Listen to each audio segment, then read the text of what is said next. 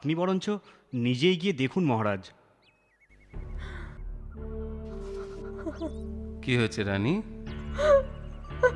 সে কি, আমার কাঁদছো কেন? আমার সারা মুখ কুৎসিত হুম, কুৎসিত কালো দাগে পড়ে গেছে। সে কি, কেন? দেখি দেখি, তোমার তোমার হাতটা সরাও রানী, দেখি দেখি দেখি কেমন দাগ। না, দেখলে আপনি শিউরে উঠবেন। ঠিক আছে, তুমি কোনো চিন্তা করো না, আমি এক্ষুনি রাজবৈদ্যকে ডাকছি।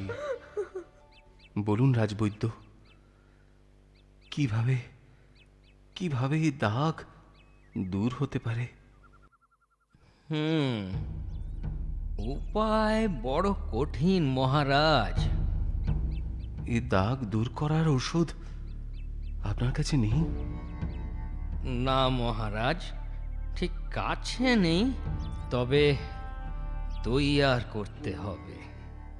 যে তিনটে উপকরণে এ ঔষধ তৈয়ার হবে তা পাওয়া বড় দুঃসাধ্য। যতই যতই দুঃসাধ্য হোক, রানীর মুখে হাসি ফেরাতে আমি আমি সমস্ত কিছু করতে প্রস্তুত। ঠিক আছে, তাহলে শুনুন মহারাজ। প্রথম হলো 12 হাত কাঁকুড়ের 13 হাত দানা। দ্বিতীয় হলো শেয়ালের ডান শিং। তৃতীয় জিনিসটি হলো মহারাজ, নেই দেশে, নেই গাছে, নেই রঙের ফুল।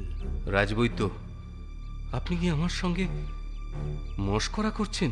না না মহারাজ, সে উদ্ধত্ত আমাকে মানায় না মহারাজ।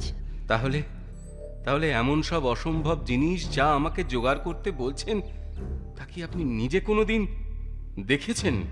আজ্ঞে না মহারাজ, তবে আমি পুঁথিতে পড়েছি, কিন্তু আমার বিশ্বাস পুঁথিতে যখন এর উল্লেখ আছে তাহলে তা নিশ্চয়ই আছেও। ঠিক আছে মন্ত্রী, কোটাল, সেনাপতি আর তুমি নিজে তিনটে সামগ্রী আনার দায়িত্ব নাও।